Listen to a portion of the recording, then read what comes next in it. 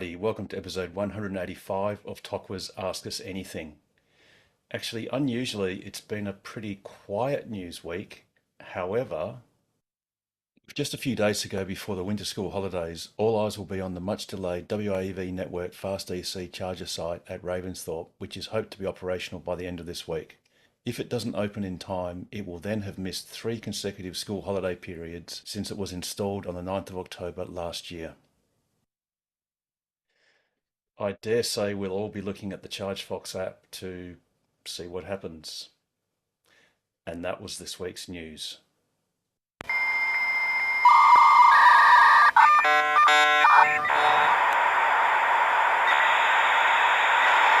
Indeed it was, and indeed we will be closely looking at ChargeFox. As of right now, there's no indication of it being ready, but we just don't know what's going to happen in the next few days. As is customary at the start of each program after the news, if there is anyone who is new and is comfortable in doing so, please unmute and say hello.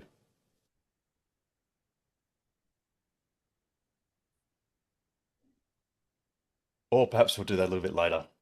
Um, Pete, you've got something opening to, or an opening to make. Yes, just a quick reminder again. So the Tokwa electric go-karts are on the 7th of July. We've every year that we've held this event for the last 3 years, we've always sold out. Usually we get a rush of entries when the event is first announced, and then right at the last minute. So 2/3 of the tickets have been sold already. I expect a rush just before the tickets close. So if you're interested in coming along, please do. You can either jump on our Facebook page where you'll see a link, or Harold, our secretary, would have sent you an email if you're a financial member. The cost is $53 for financial members and $73 for non-financial members. As a financial member, you're entitled to purchase up to 2 tickets. So your $20 annual Tokwa membership will give you $40 worth of value pretty much straight up. Excellent. Thanks for that, Pete.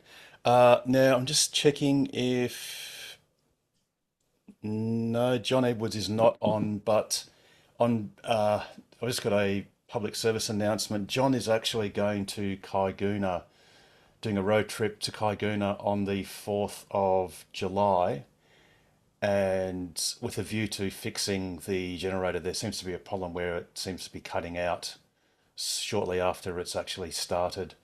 So he's going to go out there, and he was just seeking any expressions of interest for anyone that might want to come along. Also, if they want to come along with their own EV, so there can be some test cars to do some test charging at Kaiguna on probably the 5th and or 6th of July. So if anyone's at a loose end and you want to have the adventure of driving out 1,000 kilometers to Kaiguna, then please get in contact with John Edwards, or actually just send an email to secretary@tokwa.org.au, and I can pass that on to your details on to John. Alrighty, have we got any opening questions or comments?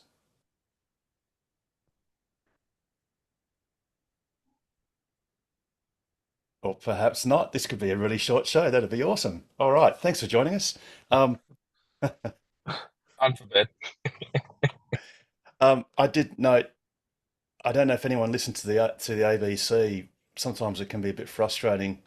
One of the producers was gleefully extolling the disastrous 11,000 Cybertruck recall, which I thought was always humorous because, I think it was Rob Dean that said a couple of days ago there were 150,000 F-150 Lightnings that were recalled. But it made the ABC afternoons program. So there you go. I just wish I had a Cybertruck in my garage that could be recalled, because that would be awesome.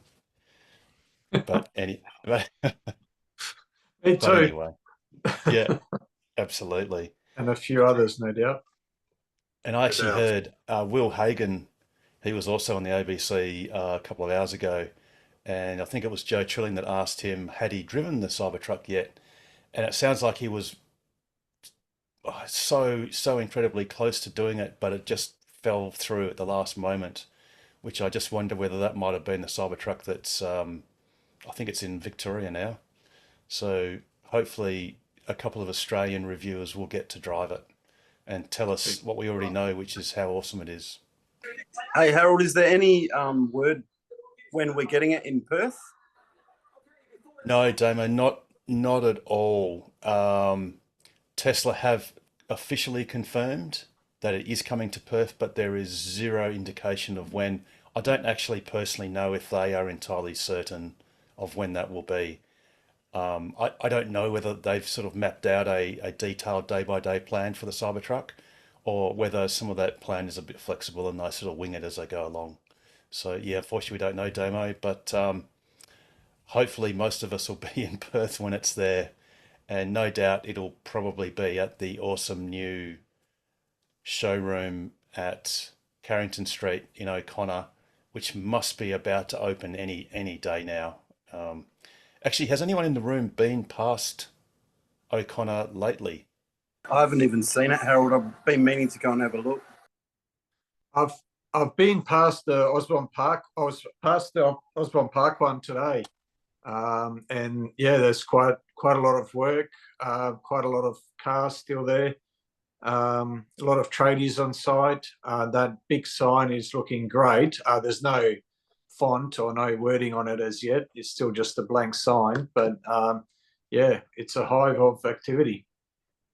Yeah, cool. But what about the O'Connor one, which is No effectively, I think the last report I heard was they were doing gardening, putting plants in and all that sort of landscaping. stuff. Landscaping, which is basically one of the last things you do, of course, before you actually open. So Yep. hopefully it'll be open the next few weeks, and yeah, Damo, hopefully in the next month or so we'll get to see the Cybertruck. So does Of this course. replace Osborne Park, the new one in Carrington Street, or is Osborne Park staying open? No, so Osborne Park is staying open, and there is going to be another showroom and probably service centre on Scarborough Beach Road near Hutton Street. It's near the corner of Hutton Street and Scarborough Beach Road in Osborne Park, and that will most likely replace the current Osborne Park site. So then Tesla will have two showroom sites and almost certainly two service centre sites. And then I think the current Osborne Park site was leased 3.5 years ago, and most of these things, commercial leases, are usually 5-year leases with various options. So it's likely that Tesla would probably relinquish the lease on the current site in 18 months' time. I think it was leased in November or December, so that'll be November, December next year, where I presume they will give up that site. And the new Osborne Park site would be ready. I don't know if you compare Carrington Street, I mean, which is a bigger site and more complex site. That's taken the best part of a year, I 12 think. months. Yeah. So, look, maybe Osborne Park, the new site, might be, they could possibly make it open soonish to the end of this year, I guess, perhaps, given they I sort of didn't. know. I didn't even know there was a new Osborne Park one. Well, you should have been watching the news on Ask Us Anything, Damo. That's where you hear it first. So I haven't been for a couple of weeks, Harold. Sorry, I've Yeah, been. no, that's cool. You can always watch it on YouTube or Twitter, X or /X. But yeah, so that it's exciting to see that Tesla, not just finally, but is actually accelerating their commitment or increasing their commitment to Perth and Western Australia as a whole. And it just portends very well for future sales of Tesla. And I mean, none of us can go for even a brief drive without seeing another bloody Tesla on the road, or I live sometimes south several of, of them. I live south of the river, and I phoned up Tesla, probably about 2 or 3 weeks ago about getting a service. And obviously I'd prefer to have it serviced this side of the river, and they didn't even seem to know about it. But I drove past a couple of 3 days ago, and it certainly looks as if it's coming on, and I'll wait till it's open before I get my service done. Yeah, absolutely, David. It's going to be very convenient for most people living south of the river, particularly if you're in the southwestern side, or it's going to be. It's a great site. It's enormous. It's at a rough guess. I'm presuming it's probably going to be Australia's biggest Tesla site, single site, because it's basically 19,000 square meters. So it's nearly 2 hectares. So It certainly makes sense to have it close to the port. I mean, say it's probably 15-minute drive from the port, whereas Osborne Park is probably the best part of an hour. yeah, it's certainly close, and I'm surmising that they may be using that site, or they will be able to use that site for deliveries as well, which will be awesome to take the cars straight from the port to Carrington Street. So it's going to be great, and yeah, really looking forward to Tesla announcing its opening, hopefully very soon. Harold, do you remember how big the Osborne Park site is, the new one? No, it's I think it's about a third the size of Carrington Street, but it's off the top of my head, it's 4 or 5 times the size of the current Osborne Park site. Yeah. Okay. So look, Carrington Street is a real standout. I mean, that site is literally enormous. Yeah. But the new Osborne Park site at Furniture Bazaar, the old Furniture Bazaar site, is, like I said, it's either 4 or 5 times the size of the current Osborne Park site. So would you say very roughly that the current Osborne Park site is about a quarter of an acre, about 1,000 square meters? Yeah, I think it was something like that, and the other one's about 4,000 square meters, I think, roughly. I'm sure that Russell, who watches this religiously, will be screaming at me right now, going, "You idiot! It's whatever." But you can fact check me on that one, Russell. But yeah, it's basically 4 times the size, and then Carrington Street is 19 times the size. times. Yeah. So about 23 times the size in terms of Tesla's overall expansion in WA. In terms of land area, anyway. Yes, and I mean, I guess the thing too is I surmise that they may give up it would make sense to give up the King Edward Road delivery centre site at the moment, which as everyone has had their awesome cars delivered to them from there inherently knows, it's a secondary site. It's not glamorous, it's not fantastic, although to be honest it doesn't have to be really, because it's not about the site, it's about the car. But I surmise they'll be able to reduce some costs and give that site up, probably in favour of the Carrington Street site. But that site was always a sort of a temporary solution, wasn't it? A bit like the DRM, at times, and other places. So yeah, exactly. So definitely upwards and onwards for Tesla, that's for sure. Alrighty, we've got any questions or comments, especially looking for any questions from people who are new, who either are here because you're interested in buying a Tesla, or you've just gotten one, or you've just ordered one. Definitely looking for questions from new people. And please don't feel shy to ask a question that you might think is a basic question, or something that everyone should know or everyone else would know, because after all of us were novices when it came to Tesla until we did our research and experienced our cars, and I guess now we're all sort of pocket experts, but you never know too much to always learn something new. So Aaron, I've got a question. I'm not new, but I'm getting quite frustrated. For some reason or another, for no reason at all, I keep losing the emergency braking, the reversing camera, and the cruise control. I've got a Model 3. I've got one of the early ones from America. And I just find it so frustrating. I can go down the road, go to the shops, get back in the car, and up comes a message saying, yeah, no emergency braking, no reversing camera, no cruise control. Any David, idea? have you ever done a reset when that's occurred? Not straight away, because I'm usually in a hurry to go somewhere. I have done some resets fairly recently, and I had a complete, well, an update of the software today. I think I had about 3 trips or 3 short trips to the shops and what have you. And then as I was driving home, it all went. And, it was a 50k drive home, and So it was a bit frustrating. So when when it says no reversing camera, so when you actually tap on the camera icon on the bottom part of your screen, is it just show a black image, does it, of the rear view camera? It goes black. Yes. Okay. It tells me that I'm losing emergency braking. Yes. That's Yep. the warning when you start up. Yep. Then as I go into reverse, I reverse out the garage. There's no screen.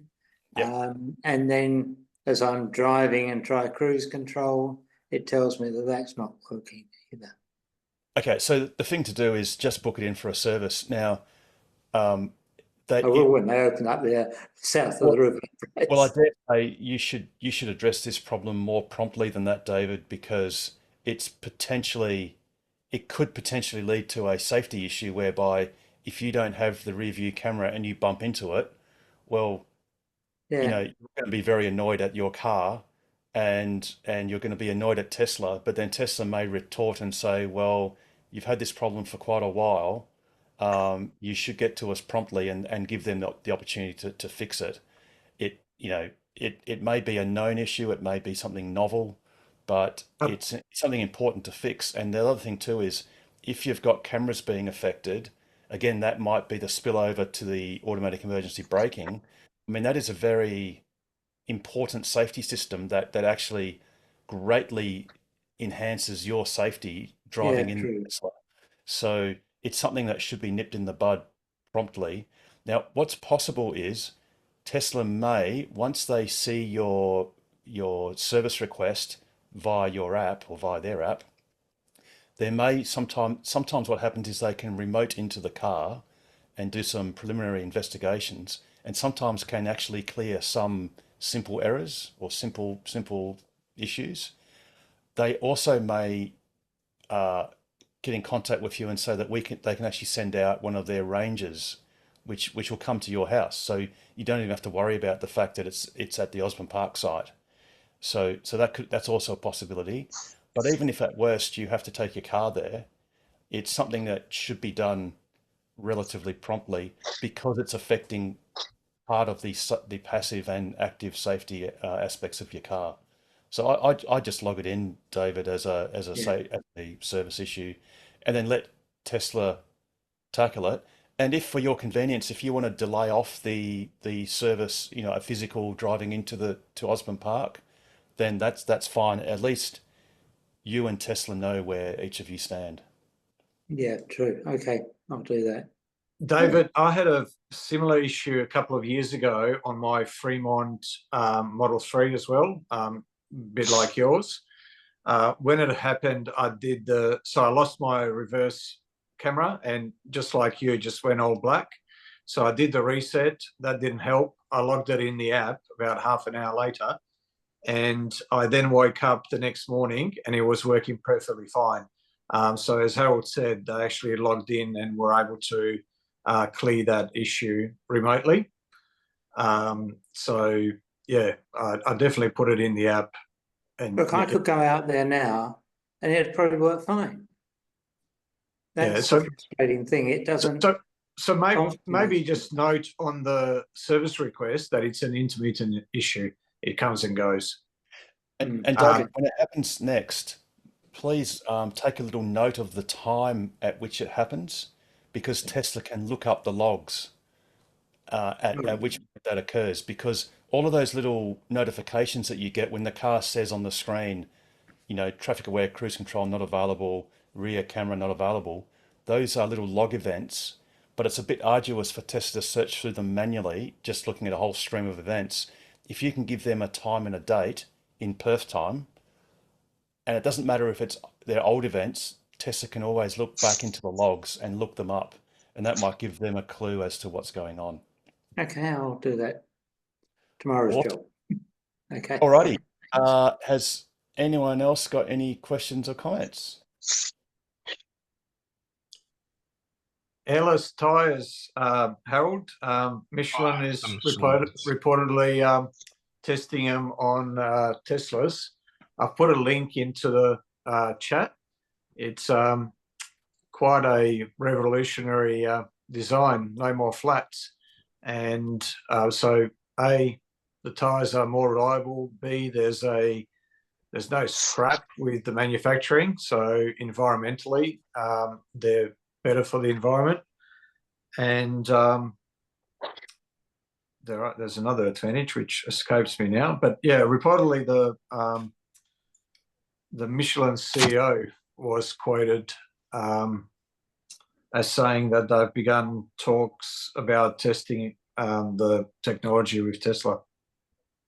Yes, and I've heard it reported that one of the downsides might be a slight reduction in efficiency because you've probably got more friction-related rolling resistance because all of these rubber elements sort of bend, and obviously as they do that, they flex and create heat. But it's certainly an interesting development. I tend to agree with you on that, Harold. Makes complete sense. But Electrek is actually reporting the opposite. So where are we? The obvious advantage is not losing air, which is a major benefit in terms of reliability. Depending on the design, they can also be lighter and more efficient. So, yeah, well, quite. I mean, it depends on what they mean. And I guess the point is the rubber will hit the road, pun intended, when they actually do the tests and do the comparisons. I've heard it said because of the 3 times longer lasting, which might have more to do with the fact they can actually put more tread on it and it can wear down more. And it's not like you're gonna, like what I had, south of Alice Springs, where I had basically a gentle blowout because, it wore down to the belts, past the belts, because of misalignment. That wouldn't occur. And in a robo-taxi fleet where your speeds are slower, a lot of short trips, it might be considered to be ideal for that sort of situation. And you don't have this flat out performance demands that you have on, performance Model Ys and 3s and other Teslas that, can do 200 kilometers plus an hour. So, yeah, it would make sense that the first application would be the robo-taxi, the Cybercab. Yeah. Yeah, precisely. So it's certainly an interesting development. That's for sure, and it's something that I think's been around actually for the best part of 20 years as a concept. As a concept, yeah. Yep. They did actually apparently test them on the Chevy Bolts back about 5 years ago, but and the article says that at that time Michelin was expecting the tires to hit the market in 2024. So, yeah, we'll see. And I guess it all gets down to cost, doesn't it? It's cost benefit. I guess the construction, you don't have sidewalls, but you've got, we don't know what's in these rubber materials. Obviously, there'd be some sort of material, as in whether it's cross plies, or who knows, it could be all sorts of interesting material in there. And I don't know, they haven't really indicated how they take it on and off the rim, or whether the rim is part of the tyre, or maybe it's something that's exchanged with the tyre, or don't know. I'm assuming that's a cross-section look at it. I'm assuming there will be some sort of a sidewall. No, I don't think so, actually. I think that's how you'll have it. Well, wouldn't that be quite impractical in that, if you go through any mud or anything, that, they will just harden up in there and... Yeah, you'll have to hit it with a pressure wash or something like that to get all the bits out. Gunk out. Yep. If you leave your car sitting around, it will be full of cobwebs inside the tyres. Exactly. I think any dried in mud would actually flex out probably. As it bounces, it would flex, and that's Oh, why that's they a got the good bend point. in the middle. That would crush it, and then it'd fall out. Yeah, good point. Yep. Yeah, absolutely. That's probably is a very good point. And if you had the slightest of sort of, if it was a bit taller in the center, it would naturally just gravity or the centripetal force would basically push it out anyway. It would sort of like roll downhill, Yeah. basically. Certainly interesting. And I They're, mean, The stuff I've seen of them, I get the impression it's actually a whole wheel. So it's not an actual tire. You just take the whole wheel off and get a new one and just drop a whole Yeah, new right. wheel on. and I think that's plausible because they then might remanufacture it, like Yeah. cut the old tire off and then refit it to a rim, Yeah. to that rim. I think that's very plausible. Hmm. You know, unless they can actually slide, unless this rim actually has a back piece, which actually looks like, see how you've got these holes here, or whatever they are. They're like not rivets, but there's some sort of fixing. Maybe that's a flange on the other side, and they basically slide the tire on, and then basically compress it with Oh. the flange. Because see how you can see here, these spokes are sort of capturing the There's a side. sidewall on those, isn't there? Yeah, there is a slight sidewall. So perhaps it actually is removable, and then you just have a compression fitting on the inside, which is the side you don't see. So yeah, maybe they are completely removable from the rim, you know. And you know, it would be great to. It'll be a cost saving for Tesla because you don't have the TPMS, the tire pressure monitoring systems, and associated hardware required to monitor the. You got to have 4 receivers, Bluetooth receivers in each wheel arch or one in each wheel arch. So system wise, it might be a lower system cost and a lower operating cost. Hmm. But certainly interesting nonetheless. Hmm. Alrighty. Any other questions or comments? yeah, Harold, if those tires, they've been using them on skid loaders and plant equipment for a while. They tend to use them more in hard surface places. They're not that great in the dirt, but they are glued to the rim because of the torque. Because there's no bead to bed them on. They actually are glued to the rim. They come as a one unit and taken away as one unit. So they said, and you can't have a sidewall because the rubber, that's quite rigid rubber inside, and it overheats. So you need that openness for airflow through, so it can dissipate heat. That was their biggest problem.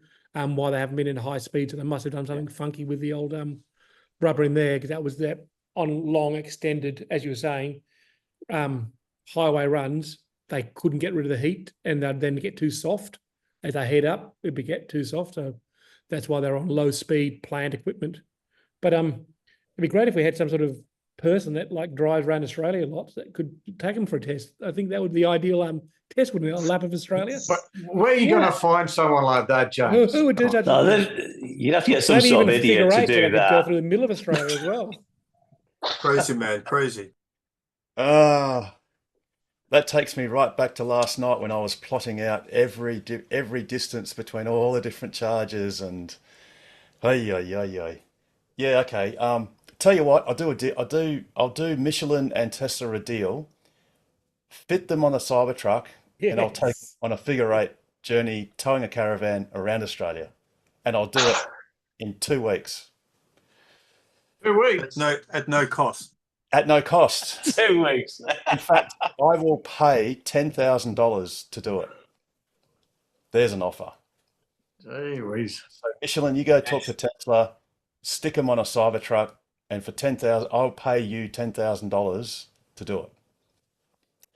That's it. That's what two Nvidia shares now, isn't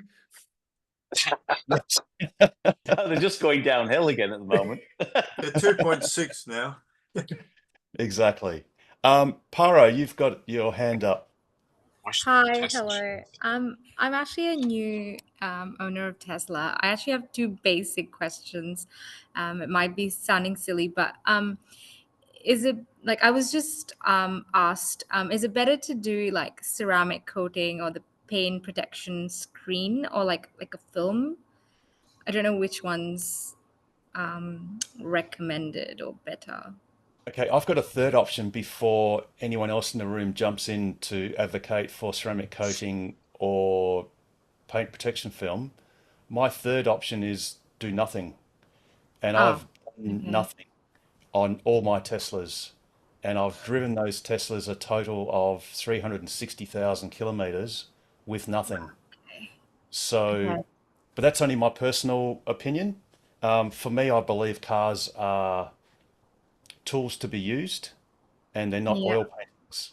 But I'll let the room give some other advice. So anyone wants to advocate, look, to be honest, I do know ceramic coating is awesome, at least while it lasts, for washing your car because everything just beads off it. But yeah, has anyone done PPF or ceramic coating or both? I'll just add that similar to Harold, I don't have it on a single one of my 5 cars. They haven't done 360,000 kilometers like Harold's, but they've done over 250,000 kilometers easy. So, and I do have a few stone chips here and there, but Yeah.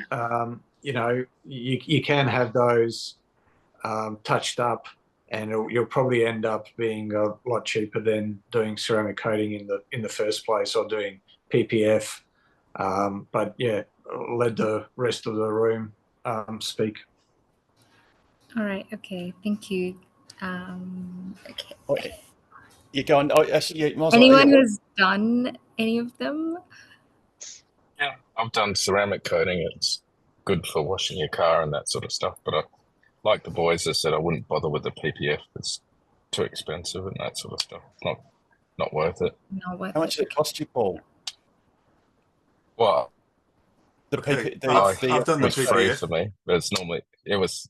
I haven't done PPF. PPF, I think, was No, how much was ceramic coat? $5,000 or Sorry, something. no, how much was the Ceramic coat was 1,000. Yeah. Okay. How long does it last? Have you had it for a while now, PV? Yeah. Well, they said 5 years, and I've had my car almost 5 years now. So Okay. Yep. seems fine still. That sort of stuff. So, was it Beauty and Beast ceramic coaters or people or whatever? They were pretty good. But I'm sure you could get any of that sort of stuff, or even do it yourself if you really want. Right. Or like these boys said, don't bother Not anything. Yep. Sure. doing Okay. anything. So, yeah. Thank you. And the second question is possibly also very silly. The roof glass, does it need tinting? Like, because in summer, I'm assuming it'll get like really hot. And No, so the short answer is absolutely no. okay. Have you got a Model 3 or a Model Y? Model Y. Model Y. So it's got the single huge glass roof. Yeah. And as you notice, it's very dark and Yeah. it basically transmits effectively zero UV. So, Okay. and again, like I've driven a Model Y in 46-degree heat in basically summer in the Northern Territory.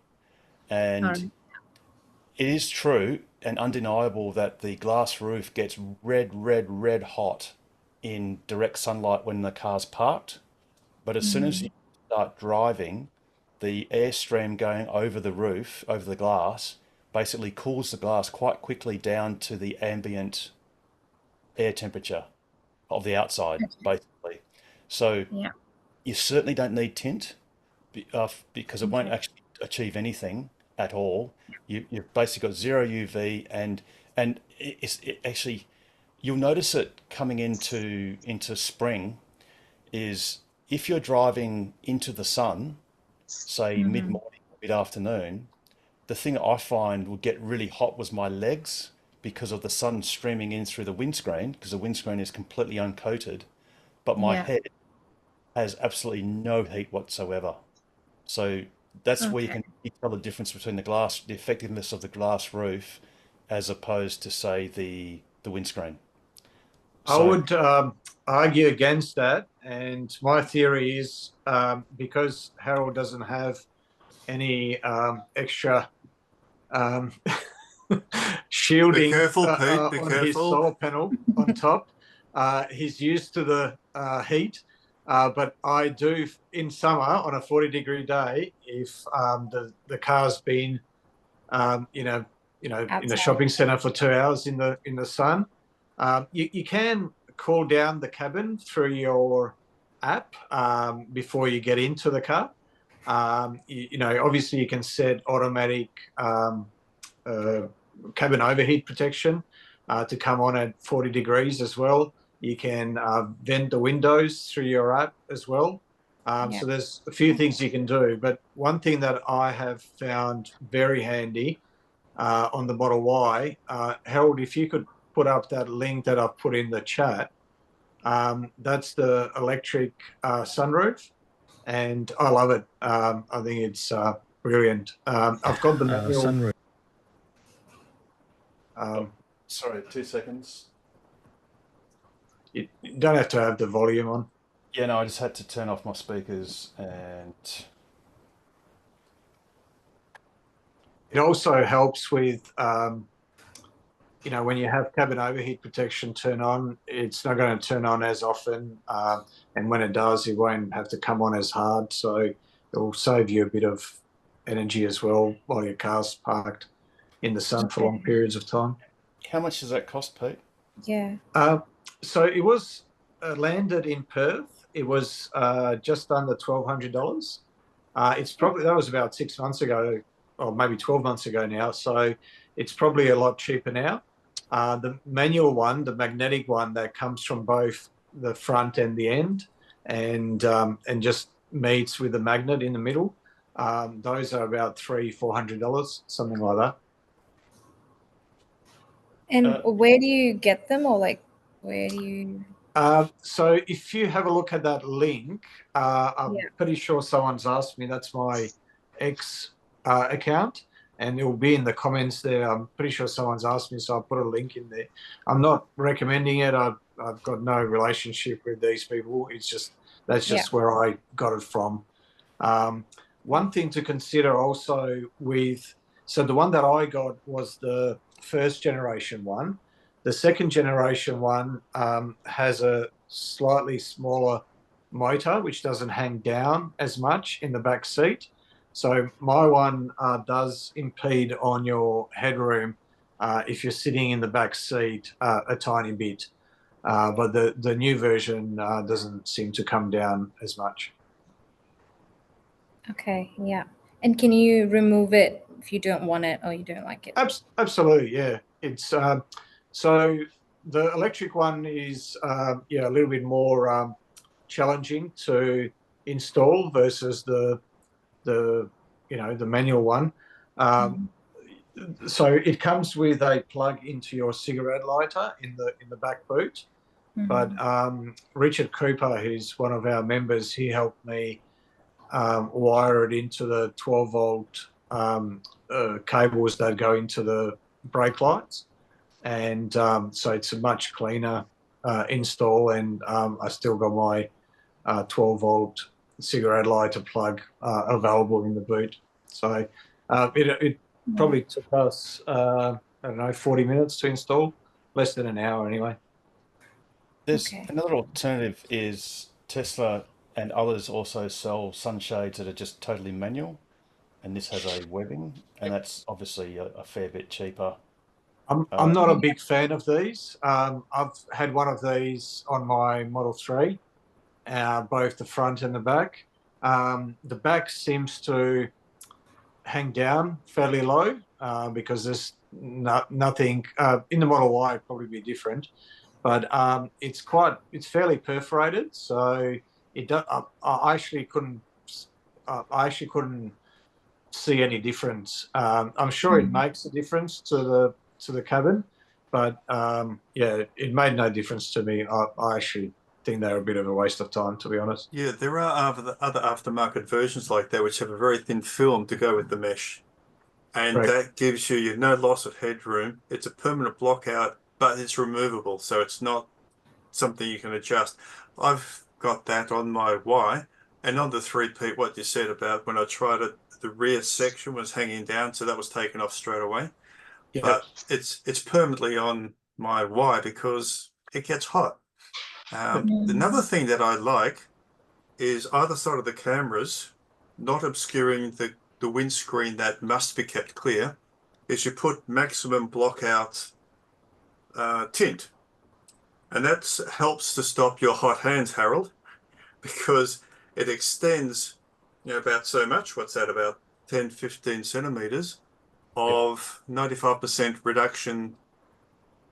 And that helps just to reduce the light, but you can still see traffic lights through it. It's not a blanket, but it reduces it. And that's, I find that very useful too. Yeah, and as long as you keep that tint above the AS1 line, then you're perfectly okay. Which it is, because you're exactly right. Yep. Pyro, since on a roll, have you got a third question that you think of? No, these were the only 2 questions. Thank you for answering them. And please remember that none of these questions are silly, because if you don't know, you don't know, and there'll be many people watching this video that will learn from those questions, because they're the ones that everyone asks time in, time out when they first buy a car. Because and the varied answers too. So you've got different nuances of what appeals to some and not others. Yeah. Thank you. I'll be getting a Y later on this year, and I didn't know about that electric one, so great. Trev, you've got your hand up. Yeah, evening. So we picked up our car last Wednesday, so we've had a week to explore, and lots of learning. I've had a big list that I've been populating over the week with questions for tonight, and slowly over the week I've managed to just about cross the whole lot out.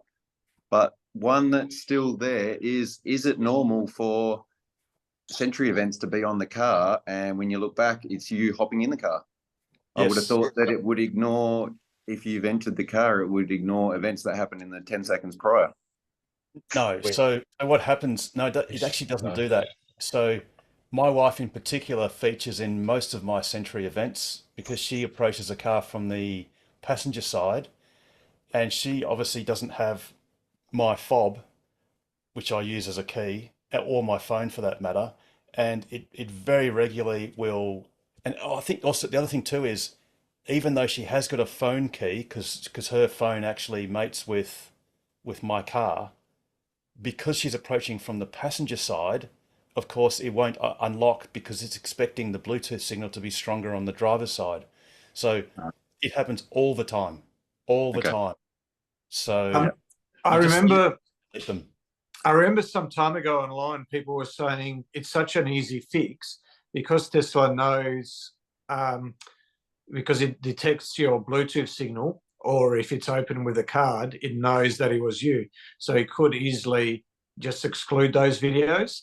But then people chimed in and said, well, that's fine 99 times out of 100, but there will be that one time when you are close to the car, and when someone tries to steal the car from you, because that's when, if something was to happen, that's when they would do it, because that's when the car's open.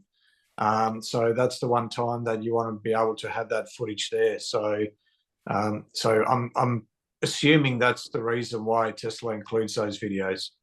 That's right. Or if it gets dinged, you might get dinged literally just a couple of seconds before you approach the car.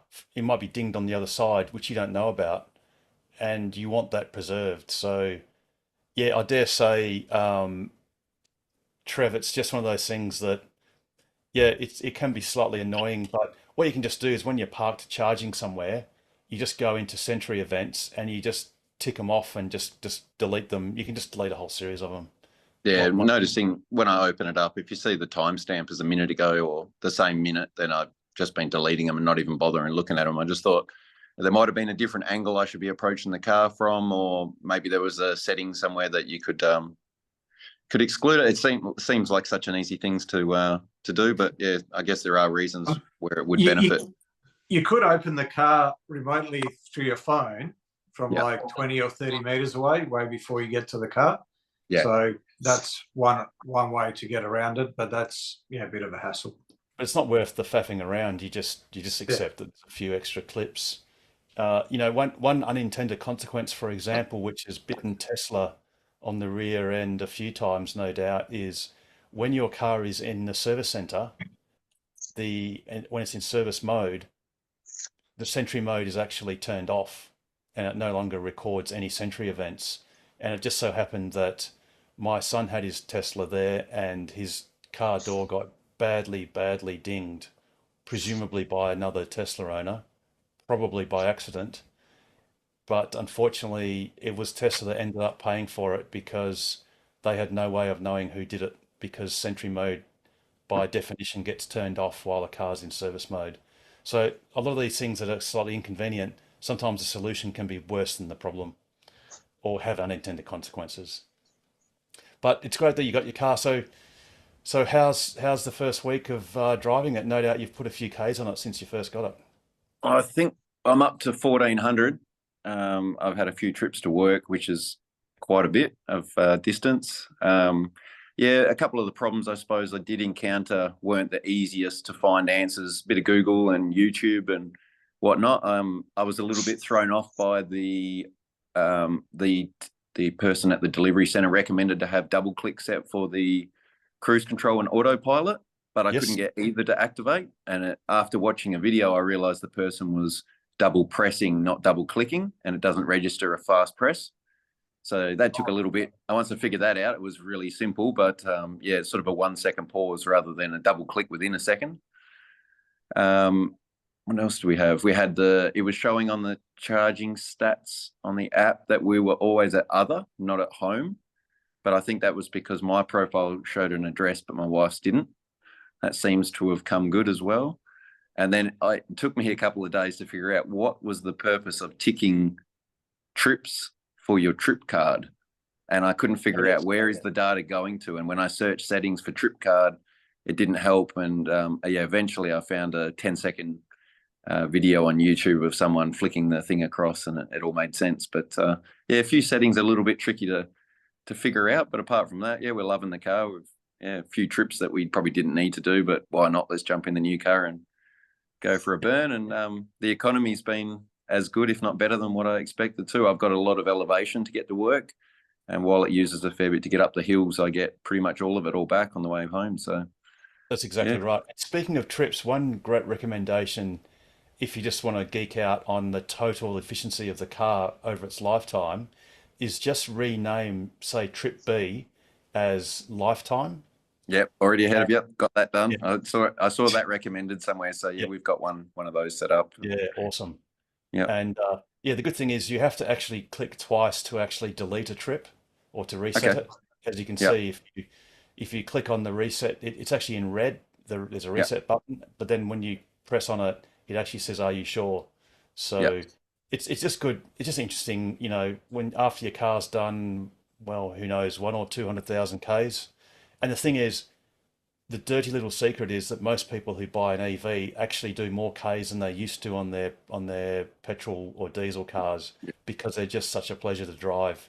So you always find an excuse to go a long way or go on trips you weren't going to go to before. Trev, you're already averaging about 5 times more than the average Australian car just in your first week. So there's a case in point.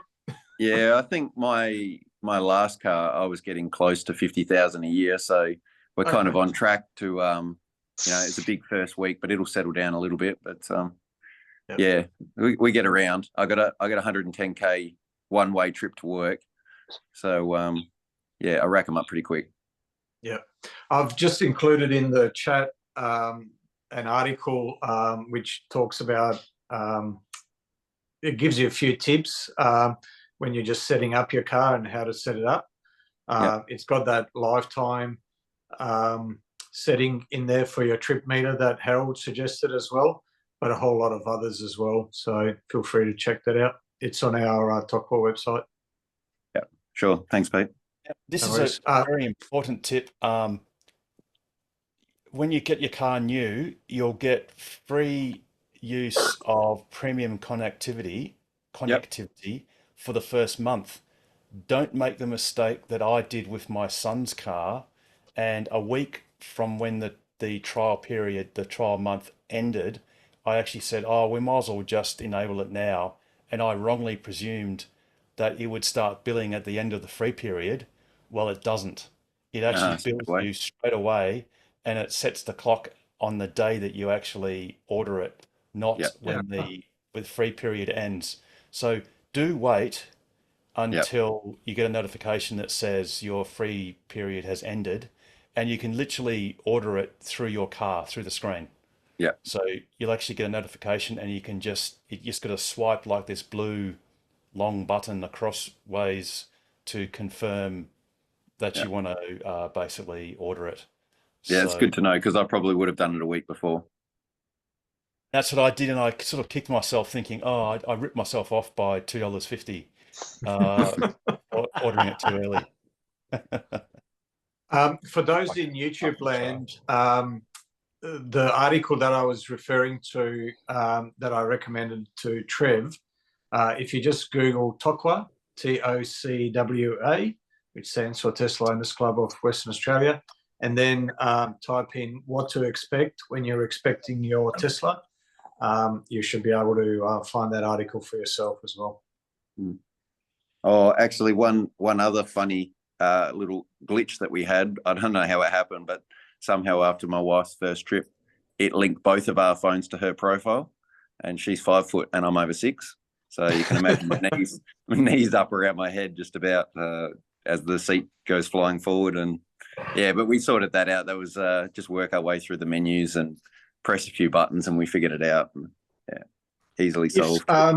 If you get into that situation inadvertently again, and the seat starts pressing you against the steering wheel, there's 2 ways that you can stop that. So as soon as you touch, obviously, the seat adjustment on the side of the seat, down on the right-hand side, it will stop. Yep.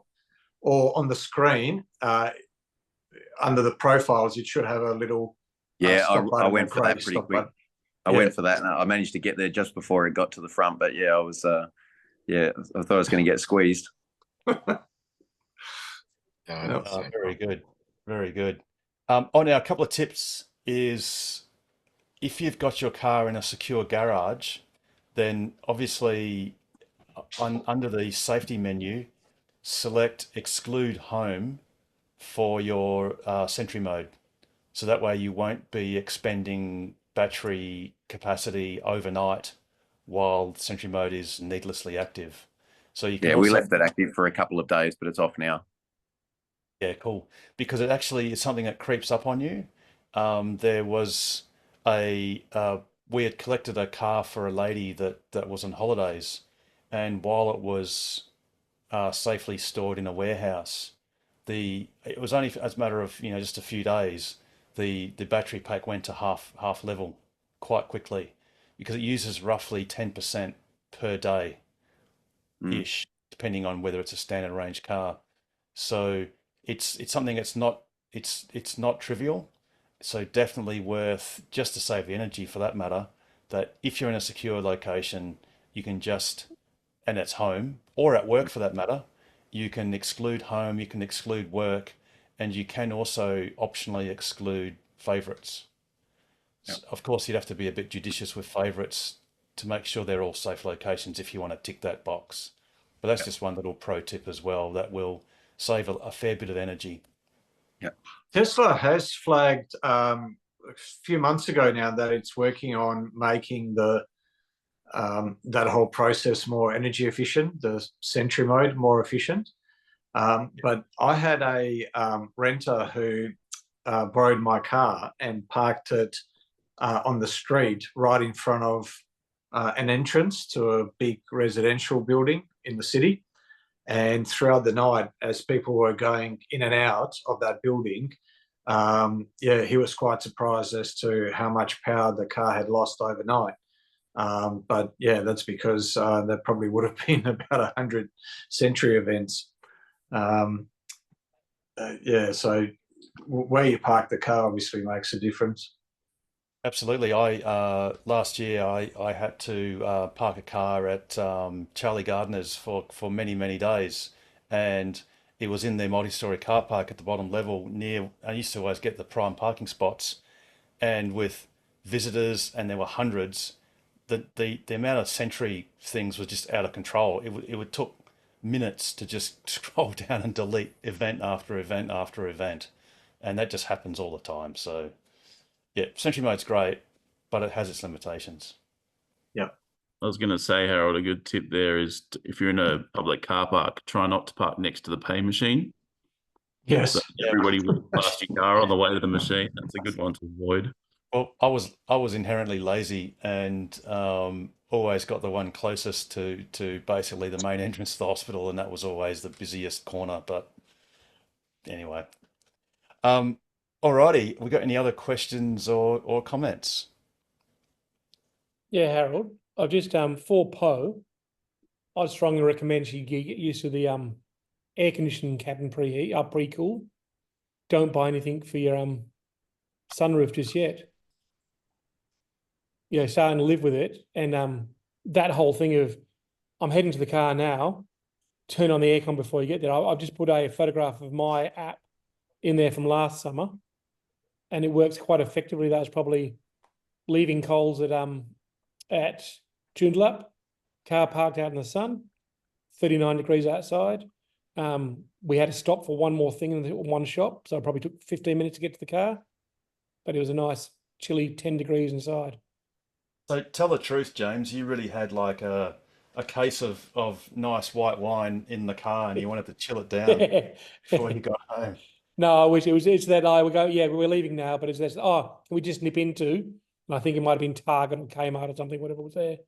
And then 15 minutes later we came out. But it's quite effective. That's impressively cold. That really is.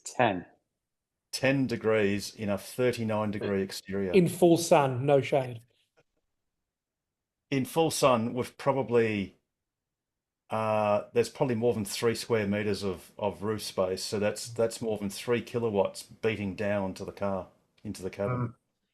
It was even, the seats were cold, everything was cold, but normally the 5 minutes it takes you to get from wherever you are into the car when you think about leaving, because I know when we look at you can obviously feel the heat a little bit more radiating from the heat, whereas I don't have that problem. But I must say, any car's hot. I resemble that remark. I really do. But it costs you no power, really. It costs you nothing to turn it on for that 5 minutes before you go. Yeah, absolutely. Charge at work.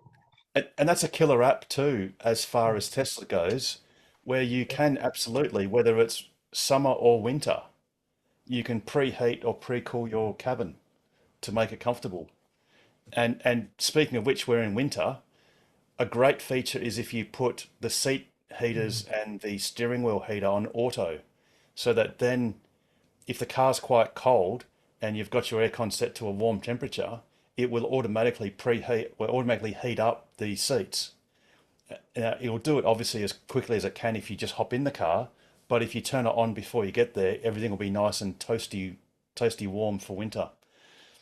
Wonderful. Oh, and speaking of which, last week we had a question about a car being on restricted regen, and I noted a couple of days ago my car was left outside and the battery was 14.8 degrees. So as James had said last week, that's below the 19-degree threshold for effectively full regen, full charging speeds. Well, at least not restricted regen. And yeah, my car easily did it just in the morning at 14.8. And I actually had the car on heating and it had cooled the battery down to 14.2 as I was driving down the freeway. So, the aircon really is effective. Yeah, my car's in the garage. I've just put a picture in there. That was me this morning. So there's a garage car. I drove out. I thought, there's that icon we were talking about last week. Yes. Yep. There it is. It never seems to change though. So you know how it's got the section to the right that's coloured in green. I thought it was a dial that would sort of move around depending on the temperature. But I think it's just one static icon. I don't think it changes. That's just the icon, but you can actually see the restricted regen by this dotted part of this line. Correct. So below the center is regen, and above is power spent. Well, consumption. Consumption. That's it. Thanks, Steve. That photo was obviously taken on a private road, not an public road. Oh, yes. Yes. Yeah, exactly. Hashtag disclaimer. I hate that little icon. Whenever it comes up, I nearly go straight through roundabouts and stuff. Well, you know, Damo, there is a pedal that's adjacent to the Go Fast pedal that you can use in emergencies. Yeah, I'm not used to using it, Harold. Nor me either. Isn't there a setting? For anyone that's a new Tesla owner, there is nothing more satisfying than doing the speed limit, seeing the lights turn to red, and just picking the exact moment to lift your foot off the accelerator, do nothing whatsoever. You're careening towards the red light, and the car just stops to within half a meter of the white line. There is nothing more satisfying than when you nail that. And Yeah, too sweet. Isn't there a setting where you can tell the car that if you were in regen to actually use the brake as well? I think that's actually inherent these days. I don't even know that that's a menu option. Actually, Paul, can you have since you're our I don't live think it is. beta tester, I'll check, I think but I don't. you've got an old car, so it might sometimes Yep. the features persist in old cars, but No, you don't sometimes have that. Tesla removes it. Yeah, it's just low and standard, and of course I've got the hold. No, but I think you're right, Harold. I think it was something that they've just added, as a software thing in the background. Yeah, so it actually sort of acts. Yeah. Damo, your car might be an exception because of its age, but I'm not entirely certain. But I think in the new Model Ys, it's not even an option. That basically what this is indicating is, I thought it was also indicating that it's going to use friction brakes to synthetically simulate regen when there's not enough of it. Yes. Yeah, because I have that when I topped up allegedly above 80% when I'm charging at work. Yeah, I accidentally topped up to 100 the other day, and my car I don't think has been at 100. It's for the last 6 months, and I might have imagined it, but I'm pretty sure when I took my foot off the accelerator, I just coasted down the road rather than slowing down. Yeah, it was actually scary, Yeah. especially if you're driving a performance. Paul, did you look at dynamics? Yeah, I know they've changed it again. It's as opposed to steering and pedals. We got an update now. It's called dynamics. How stupid is that? Anyway, yes, but you can actually at the top of your main menu go into the search settings. You've got a search button and you just type in what you're searching for, and that's a quicker way than henpecking through all this crap. Yes, to answer your question, yes. Oh, all right. I'm looking online and it seems to imply that option is still there, but maybe it's an old copy of the manual, or I need to check if it's the US manual or the regionality soon. I just got an update today, so I think it's a little bit. It's a little bit like iOS revisions and I guess Android revisions. They're just intended to. They just introduce these subtle changes, sometimes not very subtle. That does take a little bit of time to get your head around. Yeah, I saw that they've done the whole for your autopilot. When you get in the sin bin, that it's every 7 days. They'll knock off one of those strikes or something like that. Actually, I don't have the wording handy, but it actually. Yeah, I'll bring it up. It seemed to imply only one strike gets wiped off. Yeah. For every 7 day strike-free period. 7 days. As opposed. Yeah. Yeah, as opposed to what I thought was happening, which was, as long as there's been a run of 7 consecutive days of no strike, then that strike that occurred 7 days earlier would be wiped out. But you'd also infer that its neighbouring strikes, which might have been the day before that one and the day before that, would simultaneously get wiped out. So I guess the only way to really work out that experimentally is to do 2 strikes in a row and then see what happens after 7 days, whether you still have one left or whether you have none left. It says that it's each time you receive a strikeout, this timer will restart as well. Yes. So Yeah, I'm still not sure. The wording seemed to imply only one strike is removed per yes, only one 7-day strike. free period. Yeah. Yep. So it's like you got your demerit points or something, you know. You gotta wait for that look, period. And thankfully, the hell you don't Tesla. get another one. Well, I mean, there's someone in the room that had to endure driving his car 3,000 kilometers across the Nullarbor on nothing but manual driving, which I don't know, James, how you could actually have done that. It would have driven me Bloody scared. hell. Yeah. I can't even do Yeah. like 200 meters. Sorry, It was grumpy. I could even put Janine in the wheels. She refused to do any of her sharing because it was my fault. So it was a 14-hour day. Murray Bridge to Nullarbor Roadhouse, and then Nullarbor Roadhouse the next day to Baladonia, and then Baladonia to home. 3 days. Yeah, driving right. the whole time. I guess I could ask you to hold my beer, because if I recall correctly, I went from Nullarbor Roadhouse to Perth, and I think it was somewhere north of Melbourne to Nullarbor. But anyway, never mind. There are people that are crazier than others. Colin, you've got your hand up. Yep. Hi, guys. Just a quick question. I've been playing with the charging settings in the app, and neither option seems to quite give me exactly what I want. So I just wanted to double check that I've understood it correctly and that there's not a different way of doing it. So I'm on the old Synergy EV plan that gives you cheap power between 11 and 4.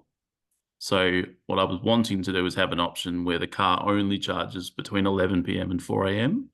So just starts charging whatever it's at and stops at 4 with whatever percentage it gets to. As far as I can tell, the two options in the Tesla app, they either do the start or the stop. Correct. Yeah, that's exactly right. So the safest thing for you, actually, I don't think either really matter, but the simplest would be just do scheduled charging and have that commence at 11 p.m. Mm-hmm. Because you've presumably got a wall connector, Tesla wall connector. I've got the mobile connector, yeah. Yeah.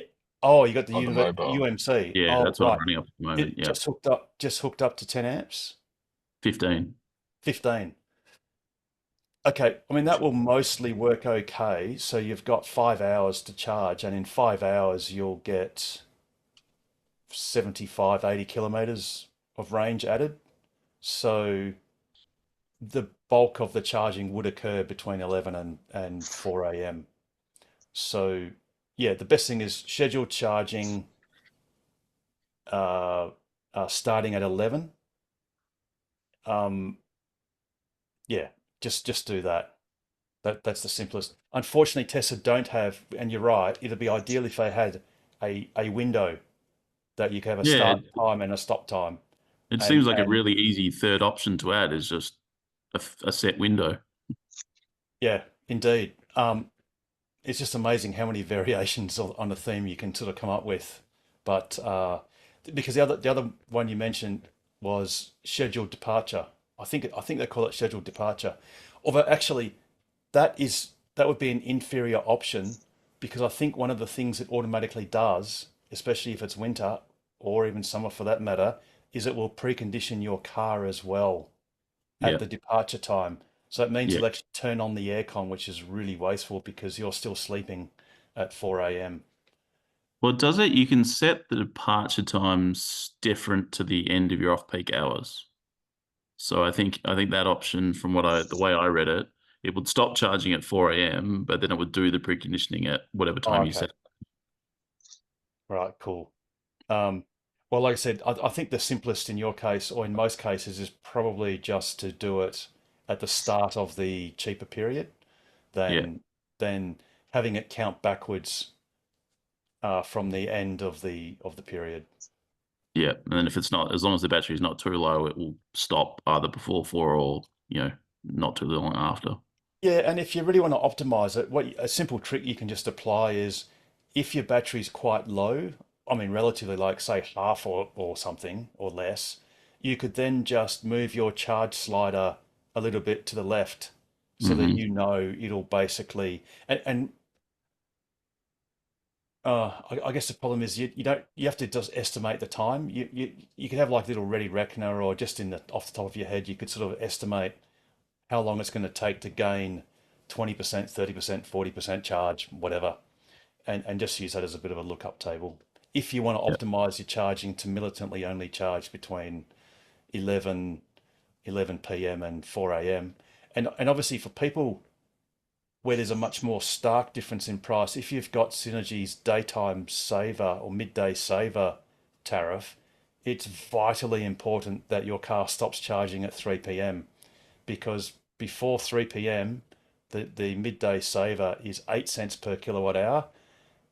On the strike of 3 p.m. it's 51, I think it is, ish cents. So you'll feel really burnt if your car happily carried on charging after that period. Is anyone aware of like a different app or something that allows a fixed window? Does anyone know of something that lets you do it that way? I have been using the Tesla API directly up until recently, because the recent firmware update actually changed the API and it's now bidirectional and certificate based, and it's a little bit of a nightmare. I mean, it's a lot harder to set up now than it was. So I actually had it hooked into my home automation, and it was all charging based on the amount of available solar. And that was just basically telling the car how much to draw and telling it to draw nothing and telling it to draw, maximum, et cetera, et cetera. That isn't working for me at the moment because I haven't set up the new API yet. So you can do that, but that's probably like at the very complicated end of the spectrum. I think Tessie for Tesla has an option to give you a bit more flexibility around the charging. So it might be worth looking at that. And I think there's other apps out there as well that do it, because you can certainly, the functionality is certainly there, because the Tesla API, obviously it can be used by other apps, and it's the same API that the phone app uses. So, if you can turn the car, anything you can do from that app, you can essentially do via the API, either from another app or directly if you set up direct connectivity. Doesn't the Gen 3 wall connector also have a scheduled charging period, I think, where you can... No, as far as I'm aware, because, I'm not sure if it's changed, but the Gen 3 wall, I've got the Gen 3 wall connector, and at the moment, Tesla don't publish any API data on the Gen 3 wall connector, so it's all kind of from people leaking it or investigating it. It gives you a lot of really nice information. It's got a really nice REST API, and it gives you a lot of really nice information about what's going on. But as far as I'm aware, at this point in time, there's no ability to write to the API, or you can only read. They did say that functionality is supposedly coming, but it's not available. As far as I'm aware, not available at this point. Just looking on Tesla's website, and there is talk about a charging schedule. And maybe through the app. Sorry, I'm talking about using the API. Yes, no, through the app, controlling the wall connector, not your car. Oh, so I'm going to go to my phone so I can have a look. So for anyone interested, just Google. I just Googled Tesla wall connector Gen 3 scheduled charging, and again it was Tesla app for wall connector. Okay. So that's there you go. That's probably the easiest if you just want a, let's call it a dumb charging schedule, which guarantees a start time and a stop time. Yeah. But Colin, the wall connector is, I think it's now $800 off the top of my head. Plus however, install. Which is a little bit pricey compared to what you've already got, which is, you've already got it. But the great convenience is, of course, the charging rate is vastly quicker. So in a single phase house, you get 7.6 kilowatts of charging, and that represents about 50 kilometers of range added per hour. And if you have a 3-phase house, you'll get 11 kilowatts of charging, and that represents about 80 kilometers of range added. And with those levels of charging, you won't have to worry about the stop time, because your car will be absolutely full within just a few hours. Harold, I had a very simple process before. If you look in the couldn't find the object, but if you look in the thing, it's just a really simple $7 timer from Bunnings. You can only charge on 10 amps, but you can guarantee that it'll turn on and off at the right time. The only thing, James, is if you've plugged your Universal Mobile Connector, your UMC, into your car without power, and then you just start feeding it power, will it actually start a charging session? No, I have the thing, so it's on all day. So it's on. I have it on from midday. Well, I used to. I don't, because I got a wall charge now. I have it on from midday, so that whenever I get home and plugged in, it's already on. Gotcha. But it turns off at 4 in the morning. Very good. Yes. Okay. Yep. That makes perfect sense. Yeah. But it's only 10 amps, and it's okay for weekday use, and you could always put the 15 amp in when you wanted to. Yeah, absolutely. I just had it from an old pool pump, so it worked. It didn't burn out. Yeah, absolutely. Huffies, you've got your hand up. Yeah, I don't know if this was mentioned before, but Charge HQ is an app that you can install, which you can actually force charge between a certain. Yeah, I don't know if that was mentioned already. Sorry. No, that's cool. And that is now a paid app, which I've. Yes, it is. Yeah, but if I had that issue with the same Synergy issue, so I had to, and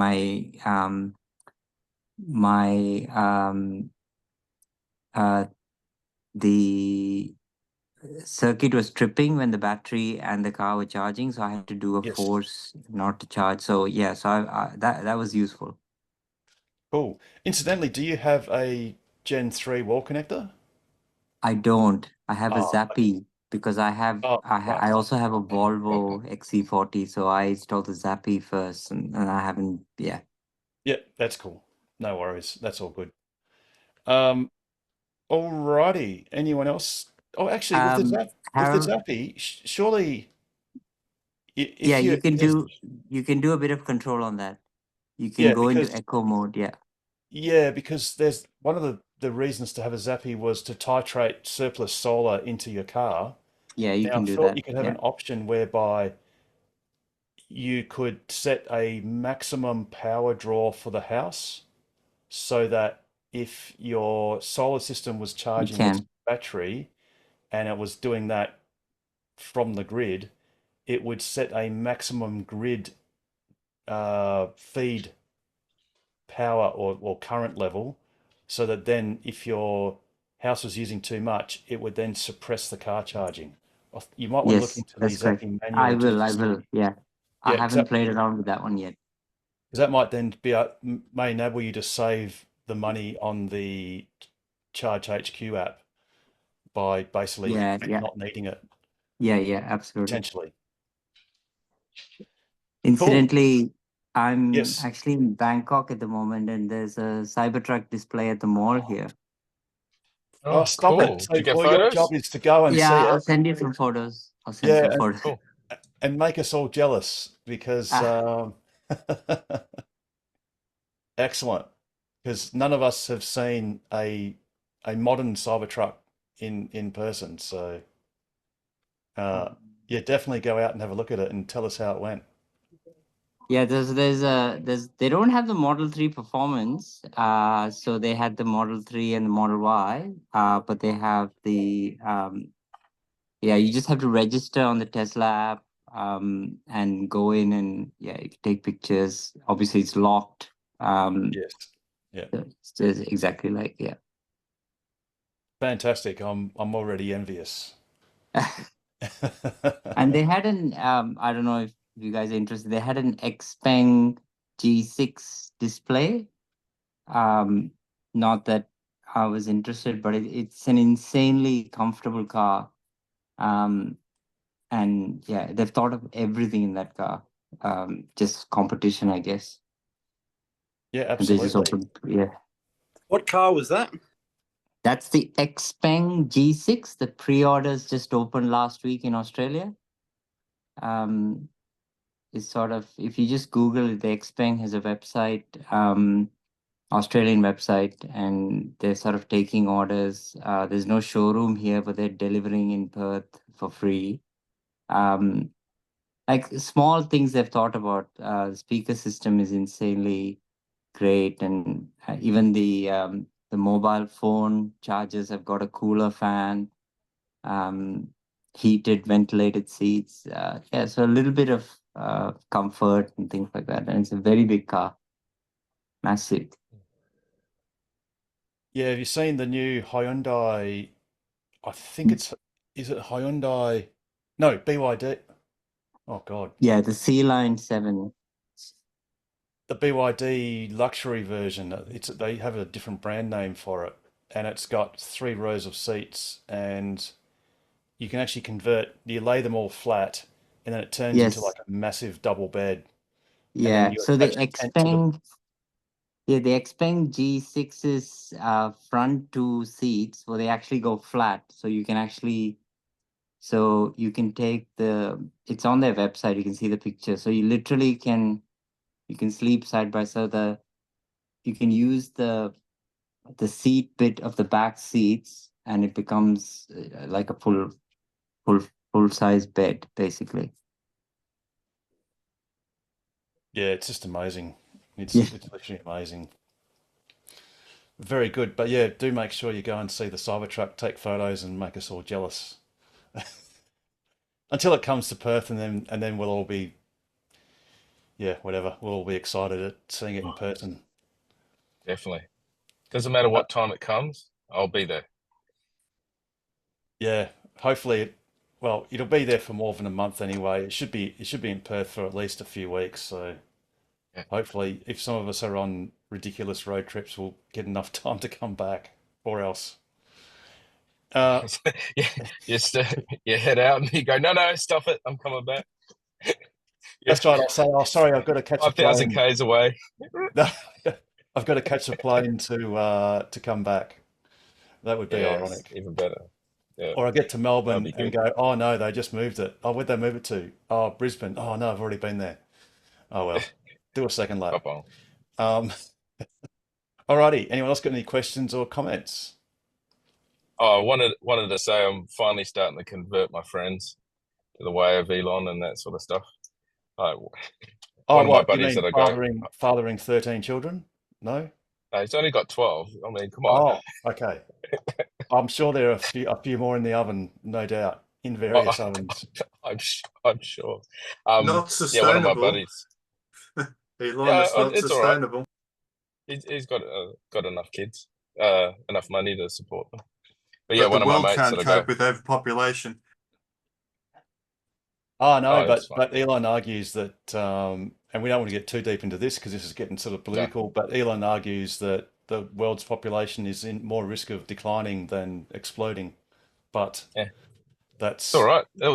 Robots are coming. That's right. The population of robots will be exploding as well. Which Exactly. Well, I hope not exploding, but indeed. but yeah, he a buddy I go hiking with, he's finally started buying Tesla shares. So I was like, good on you. So, and his next car's probably going to be a Model Y. So I was like, oh, well, finally you know, getting him over to the good if you side. if you believe as ARK Invest does that Tesla's share price will be expanding an awful lot, then perhaps your mate's best choice is not to buy a Model Y, but to put the value of a Model Y into Tesla shares. So then he could buy That's what a Model S, a Model 3, a Model X, a Model Y, a Semi, an ATV, and a Cybertruck. Exactly. No, there's another S there somewhere. I missed the sorry. Yeah, anyway. He could buy 60 cars just with the value of one Model Y. And a Not roadster. that Well, that's and a roadster. the And roadster, not that that's investment advice, because of course hell we'd no. have to say something like this. All views expressed are solely personal opinions, which you should not treat as personal advice. General advice, legal advice, tax advice, insurance advice, financial or investment advice, etc. Exactly. But that's exactly what I told him. So that's what he's actually not buying the car yet. He's going to wait off a couple of years. I was like, good on you. As I said, I want some more buddies while I'm retired. So exactly. when you're a retired capo Tesla share owner. Yep. Young one. Actually, yes. Actually, Damo, something else that Damo you're going to be interested in is deliveries of performance Model 3s are commencing next month. I was literally just reading that article on the Tesla Australia and New Zealand X page. Oh, yeah, actually, well, I got that information from somewhere else, a bit closer to Tesla, but deliveries are starting in Perth next month. They're saying this week. So this is the... That's over That's next month. That's over Yeah, east. over east, yeah. Yeah. They started delivering them today in Melbourne. Yes, but in Perth, it will be next month.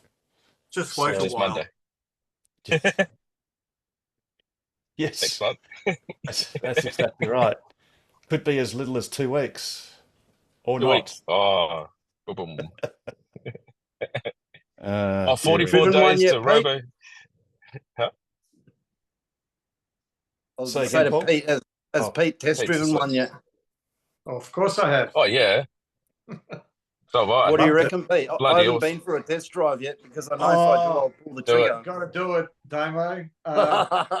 Do it. Acceleration, I didn't think you'd be able to tell the difference because it's only 0.2 of a second, but you definitely can. The suspension is bloody awesome. The suspension was the biggest thing. So, it's very easy to make a car, as you would know, handle well on the track. You just lower it and you stiffen up the suspension. But then when you go over a speed hump or what have you, it's not going to feel very good. But this thing would handle really well, in turns. But then when I took it over a speed hump, it was like almost handled like a four-wheel drive. It sort of had the best of both worlds because of it's got that active suspension. So that was really cool, and the seats are pretty cool too. So yeah, and it just feels, I don't know, it just feels like it's a it's way above BMW Mercedes quality now. The first performance that I've got is probably more like Hyundai quality, if that. But yeah, it's a massive jump in quality. Was that Fremont built? I went and had a look at it in Osborne Park. Yeah, it's beautiful, like inside and everything. I'm actually waiting for one like made in China version to hit the track and get some numbers like that, Pete, because I know that we're getting a different battery pack to the USA. Yeah, we're not getting the Panasonics. Ours are going to be slower. So really, I want to see what they're going to run at the track before I pull the trigger, because unless, if it runs a 10-second pass, which I'm hoping it'll do, I'll get one. But if it's sort of a low 11 or whatever, I don't know. Don't know what I'm going to do. It probably will. You might need to pull out a bit of weight, get some good tires and do it at, a proper quarter mile track like Kwinana or whatever. And you might need to have it at, 90% or 95% state of charge. The American ones are doing 1092. Yeah. And then with 18-inch wheels on them, this guy, Trav Wheels, he's run 1075. So hopefully, ours will run 10.9, but just something's telling me with this, I think LG battery pack they're saying the China versions are getting, and we're already like about 100 horsepower down from the USA version. So how it goes. Yeah. But I reckon it will still, with few fairly minimal mods, I reckon it will still do a 10-second run under 11 seconds. Yeah. I hope so. Let's wait and see, I suppose. But the rest of the car, Pete, I love it. It's awesome. I sat inside it, and then when I got back in my car, I just thought my car feels like crap now. Oh yeah, feels just old and shitty. Yeah. And it's nice and quiet. It doesn't. I love my car, but the new one is a massive step up, big time. It is. Yeah, exactly. And Damo, it's nice and quiet. They've put in like sound deadening and stuff like that as well. And when you slam the doors, it's just like, oh, awesome. Yeah, no, it's brilliant. If I could be bothered wasting another 90K on the car, then yeah, it'd be great to have. Reco. recommend it definitely. Oh, it's Now, awesome. Speaking of cars everyone wants, courtesy of Huffy's, these are some of the happy picks. Oh, And I'm starting to get a little bit envious. It's God, that's just nice beats. looking awesome. Absolutely awesome. Where's that, Harold? Bangkok? Yep. That's one of the malls in Bangkok. So they've got a sort of display in the main foyer area. So they've had Cybertruck there for a while now, then, because it was originally in the Tesla dealer in Bangkok. So they've had it there for a good few months, eh? At least. Possibly, yeah. Thailand is big on electric. Yeah, sure I was there at the start of this year. January this year, I was there, and then I was there January 2 years ago, and I didn't even see really. I maybe saw one electric car, and then when I went 2 years later, which is January just gone, or January this year, bloody electric cars everywhere. BYD Dolphin, probably the most I've seen, but every billboard was BYD. Teslas everywhere. I couldn't believe it in 2 years. Yep. You know, if you build a better horse, people will buy it. You know, it's just the way it goes. Thailand drives on the left-hand side of the road as well, which I find interesting. Yep. And they like their utes like us. Indeed. They'd be buying those Cybertrucks. Oh, yeah. Well, all the utes are pretty much made there, aren't they, Paul? Yep. I know Hiluxes are, Rangers are, the Volkswagens, I think, are. Hey, Maybe Cybertruck. Hopefully so. speaking of Volkswagen, they've rescued Rivian. They've invested, For one I think. quarter. What's that? Rescued them for 1 quarter. Yeah, It's less than I their think they've burn rate. put in $1 billion, and I think they've committed another $4 billion down the track. So, yeah, they've bailed them out. You know, that's for almost 10% of their company. Mm. So it's stock options and stuff. And like just over a $10 strike rate. Like, yeah, they're at, I think they're at 1.4 billion a quarter, their burn rate. Mm. So they've got about a year and a bit to go. So hopefully they can pull themselves out. So they're at about minus $20 billion so far. Yeah, I know. So I think the worst that Tesla got to was minus 10 before they started printing money. Yeah. But hey, you know, I'm sure Just there'll be a shows- lot of people that would be wanting to drive around in an R1T and a R1S, R1S. something like Yeah. that. Yeah. But Good. yeah, you're right, Pete. I mean, I think part of the deal was they're going to share some technology to do with the software system and drivetrain or something like that. And some of the funding, I think there's $1 billion here and there that's contingent on that being a successful process. And there's a few other hurdles that need to be achieved. But Could be the beginning of the end. well, it basically, in many respects, is because by definition, Volkswagen does not have a better use internally for that $5 billion, which is kind of concerning to some extent. Yeah. Where I dare say if Herbert Diess was still the head of Volkswagen, It wouldn't have happened. it wouldn't have happened. It wouldn't have needed to have happened, and Volkswagen would be going in a different direction. That's not to say they'll go broke per se, but they won't be the powerhouse that they otherwise would have been or have been. Whereas, you know, Tesla, you know, the ironic thing is anyone that complains about Tesla losing market share or not doing as well as it could or selling less cars this year than last year and all the other sort of things that people whinge about, they don't understand the lead that Tesla has and the fact that the entire world's most popular car by numbers is the Model Y, which is a premium sedan, which has a total addressable market of less than, I think it's less than 20% of the car market. And yet that expensive, relatively premium sedan is the world's best-selling car, or was the world's best-selling car last year, and will be this year. Can you imagine what the Model 2 or whatever it's going to be called, what that's going to do? That is just going to blow all the figures out, you know. Well, you halve the price. If you halve the price of the car, and the Model 2 should be about half the price of a Model Y, or thereabouts, your addressable market goes from less than 20% to probably more than 80%. Yeah. And, Exactly. you know, what was one of the things, you know, just because something represents good value for money is, although that's important, something that's much more important is that you can actually afford it in the first place, no matter what kind of bargain it represents.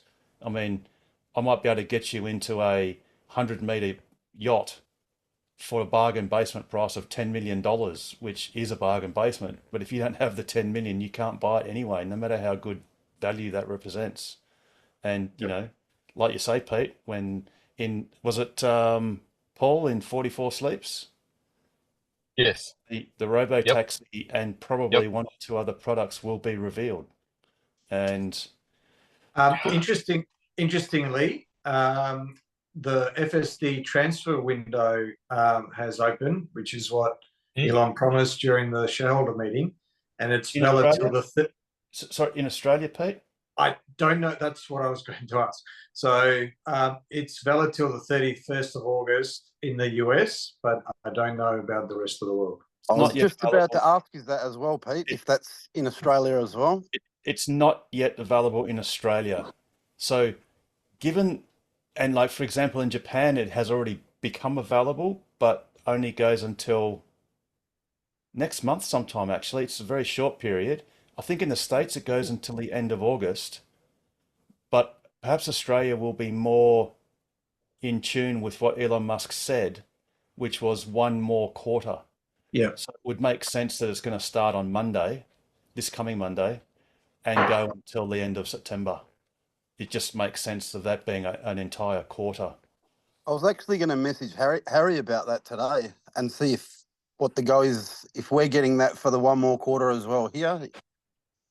Well, it's something that the head of Tesla basically stated in the shareholder meeting. So it's highly likely to occur, but probably, like I said, this coming Monday. And obviously, if and when it does occur, then you'll hear from it first, hear of it first, Damo, on Ask Us Anything. I'm sure we will. Early enough, or you'll see it on our X account. Colin, you've got your hand up. Like and subscribe. Yeah, I just had another thing that I'd noticed that was interesting. So I picked up my hardware for Model Y a couple of weeks ago. And, you know, a while ago, we were talking about that policy that they were bringing in to make EVs and hybrids emit a noise at low speeds for pedestrian safety, for like visually impaired pedestrians. My mum has a Model Y that's about 2 years old, and hers doesn't make any noises like that. Mine, both going backwards and forwards, it sounds like the Jetsons when I'm going in backwards. Did you say forwards as well? It makes a different noise going forwards, but when I'm going backwards, it sounds like I'm the Jetsons.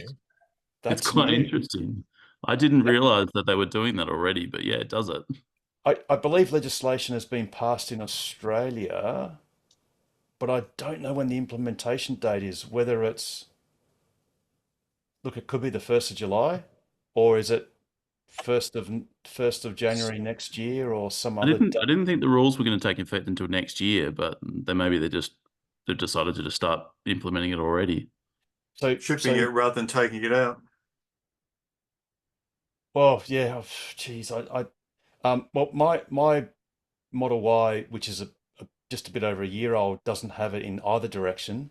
My son's Highland Model 3, I'm pretty certain only has it in reverse. It's got this sort of noise in reverse, but not going forwards. So Colin, if yours makes a noise going forwards, that's to be honest, in my humble opinion, that's depressing.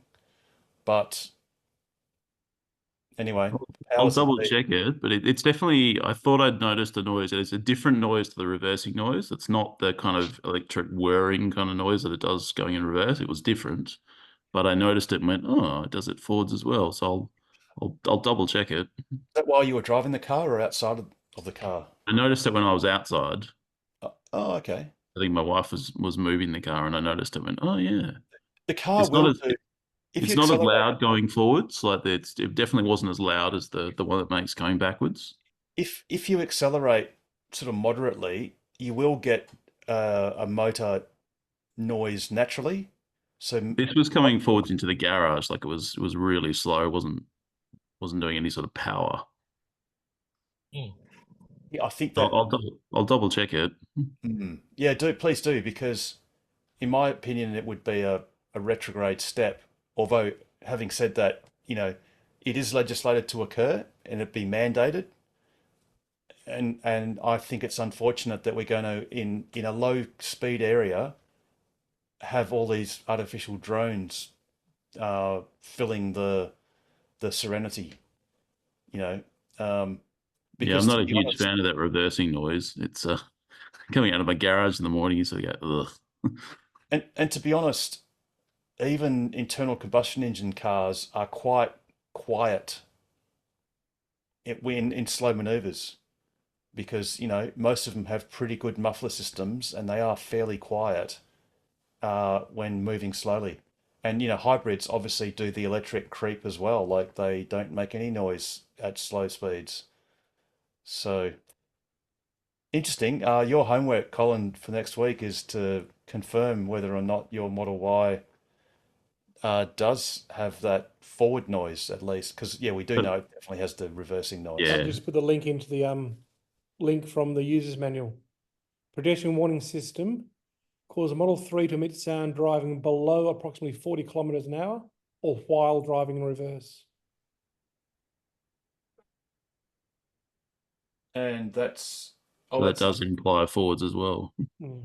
That's a Chinese manual though.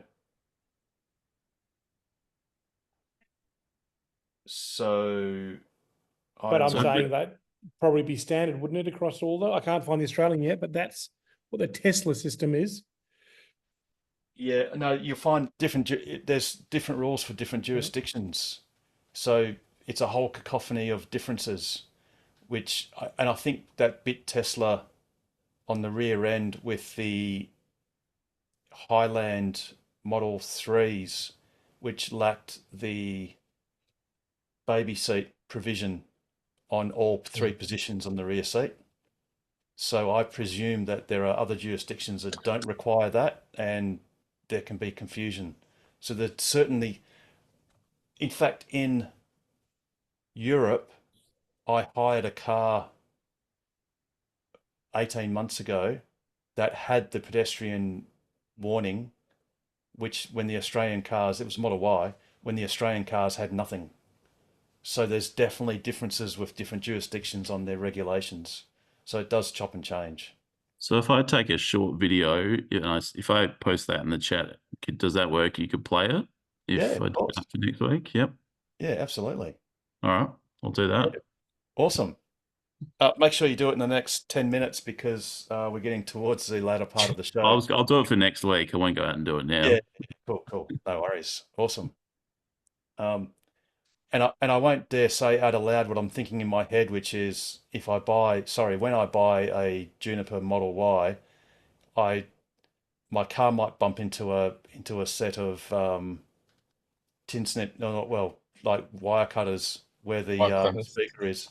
I was just thinking the same thing, Harold. If mine starts doing it going forward,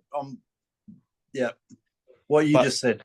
But I'd never do it. I'd never admit to doing it. I'd never even admit to wanting to do it, and I wouldn't admit that I did do it, even if I. Well, I got my speaker as an option, so I can take that option off. Oh yes, that's right. And the great thing is, any existing cars are exempt from that requirement. So there's no requirement to retrofit. And yes, Damo, you're dead right. Well, actually, Tesla wouldn't even do they offer as an option? Can you select it like pedestrian? Yeah, warning? I had to when Boombox, it was called. I think it was like $300 or something. Ben came and put it in. But does it do the reversing noise as well? Or Does just it in reverse, but not forwards. Yep. When I summon it, in summon, it does it forwards, but that's about it. Yeah, but just reverse. But if it starts doing it when I'm going forwards, I'm not going to be happy. I'll bump into some tin snips as well. Not that I'm encouraging anyone to do that, and that would basically violate your car's Australian design rules. Could be a very awkwardly shaped gutter that you run into just on that side. Yeah. Allegedly on the right-hand side. So does someone created calibrated bump stop on a curb, and you just go, if you want silence, park your car here. In Carrington Street. Right beside pickup. The Atto 3 came out with that same noise when you're going under 5 or 10 k's an hour, something like that. But the plug on those is very faulty. It falls out really easily. Shame. Oh, those plugs, I mean, really, Shane, normally you've got a reputation for trying to keep things plugged together, because on your car they seem to fall apart. Yeah, I have had a couple of them come apart, haven't I? But yes. Oh, dearie me. Oh, that's hilarious. Oh, by the way, Shane, have you explored the GUI version 2 on the Victron inverters? No, I haven't. Oh, you need to get an update. So yeah, VRM. I've just top balanced the new set of batteries for the van. Actually, they've literally just finished top balancing today, so that'll be this weekend's job, is to fit them all in and fiddle with the new inverter, or the inverter. Very good, very good. Because yes, because as everyone knows, Shane and Sarah and me, and I think Steve, you're going as well to Tasmania for Tokwa's casual. Oh, and James, casual meetup in Hobart on the last day of October. Yep. Do we get any discount on those bloody tickets? They're expensive. Oh, I haven't even looked at them, to be perfectly honest. Yeah, they're not cheap, are they? Yeah. They're not at all cheap.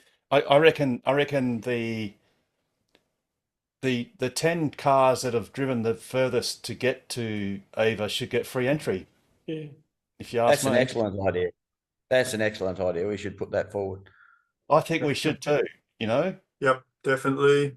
Charles Gregory was going to commented about a month or so ago about trying to get reduced rates, discounts across the Spirit of Tasmania. But I haven't seen any feedback on that. A bit late for that now. I've already booked it. Yeah, me too. Yeah, I booked it as well. Then he told me, oh, damn. It's eye-wateringly expensive, if you ask me. But anyway, especially with the caravan, I don't know how much that actually added to it. But yeah, it's not cheap. It wasn't a huge amount, the caravan, because we looked at maybe taking the van, maybe not, and it was like $600 or something. Well, it wasn't a massive amount. Yeah, right. Wouldn't we get Chuck to adopt us all, and then we'd be Tasmanians and we'd get the discounted?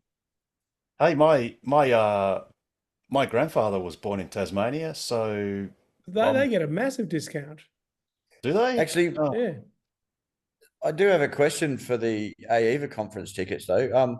Do speakers get in for free? Oh, I don't know, but I reckon there's a lot we could talk about. Hey, Shane. I reckon there's quite a bit we could put forward. Yes.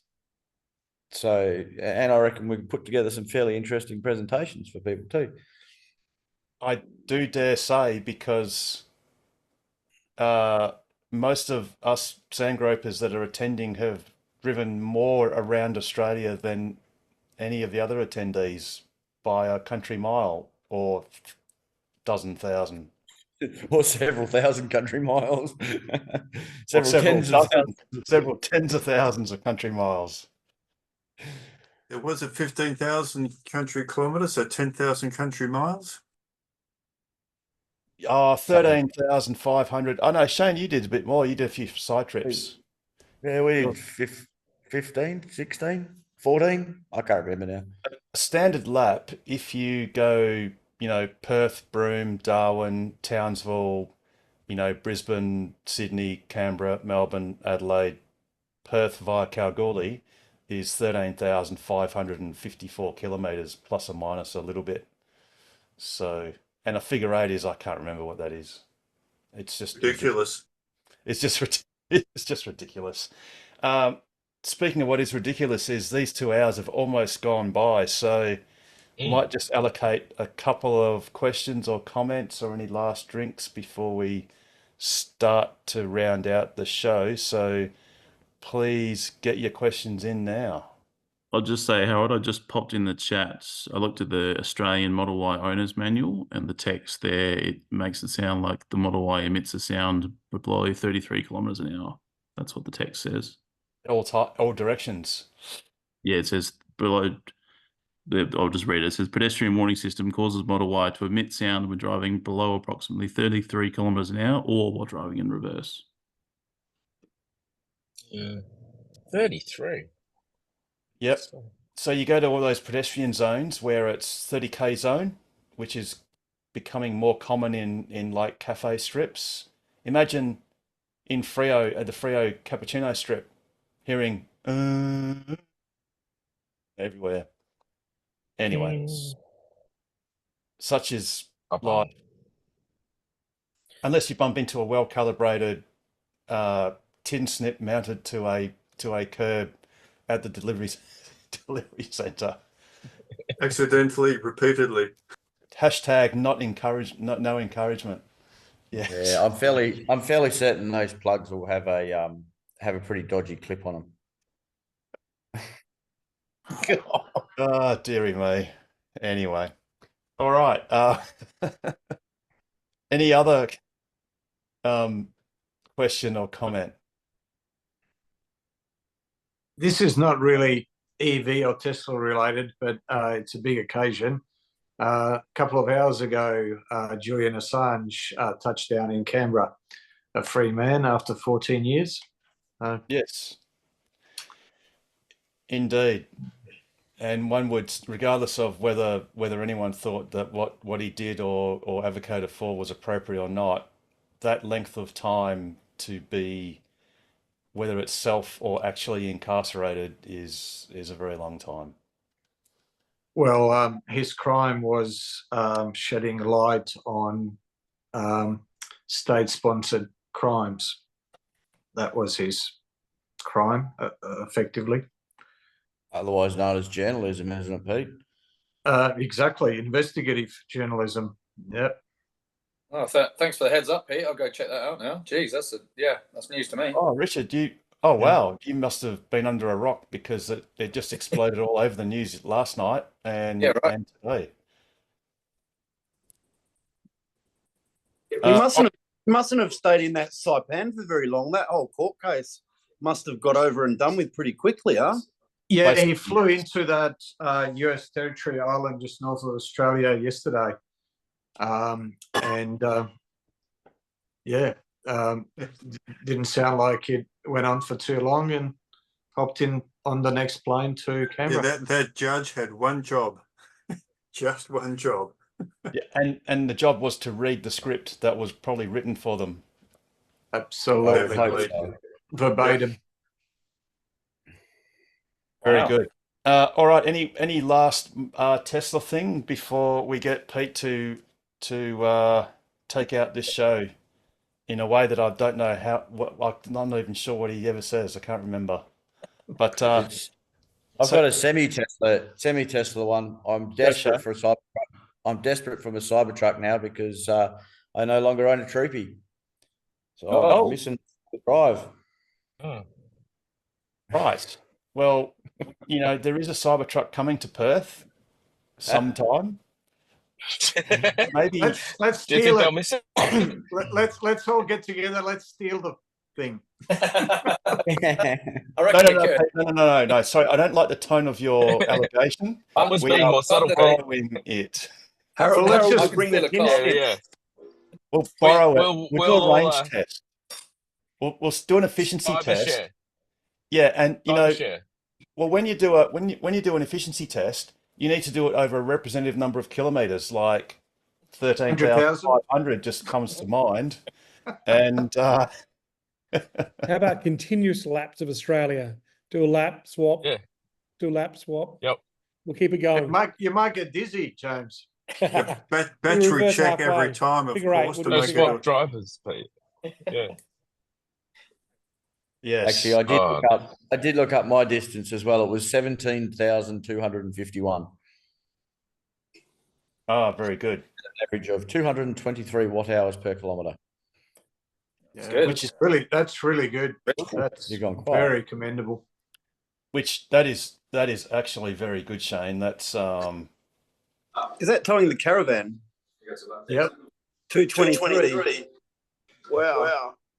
Sorry, yeah, the 223 watt hours per kilometre. That was with the caravan on. Impressive. yeah, that It really is. is super impressive. For reference, my figure eight was 19,778 kilometers at an average of 180 watt hours. Yeah, wow.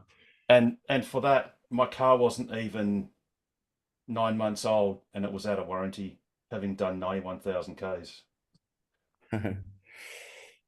Alrighty, now time is running away from us. Pete, how would you take out an awesome show like this, as if I didn't already know?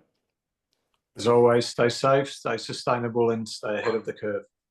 The best way to do that is buy a Tesla, join Tokwa, and ask us anything about accelerating the world's transition to sustainable energy. Yeah. Have a wonderful week, everyone, and we really, really look forward to seeing you all on next week's episode of Ask Us Anything. Good night, everyone. Thanks, guys. All right. Cheers. See you, Thanks, Harold. Harold.